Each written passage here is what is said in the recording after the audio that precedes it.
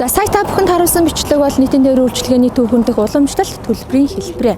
За хөгжиж байгаа хотын хувьд бол энэ хотын соёлтой иргэний хувьд бид нийтийн тээврийн үйлчилгээ авахдаа цахим картыг ашиглах цаг үе нэгэнд ирсэн байна. За нийтийн тээврийн үйлчилгээний салбар цахим системд шилжснээр нэг алхмаар урагшилж байна.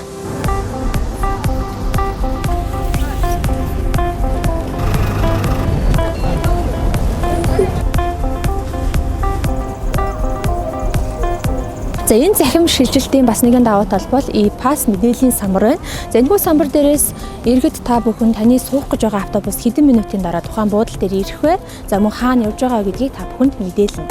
За хэрвээ та захим карт авахыг хүсэж байгаа бол 6-гийн 1-ийн буудлын картын төв болон e-pass төхөөрөмжийг ашиглах боломжтой юм.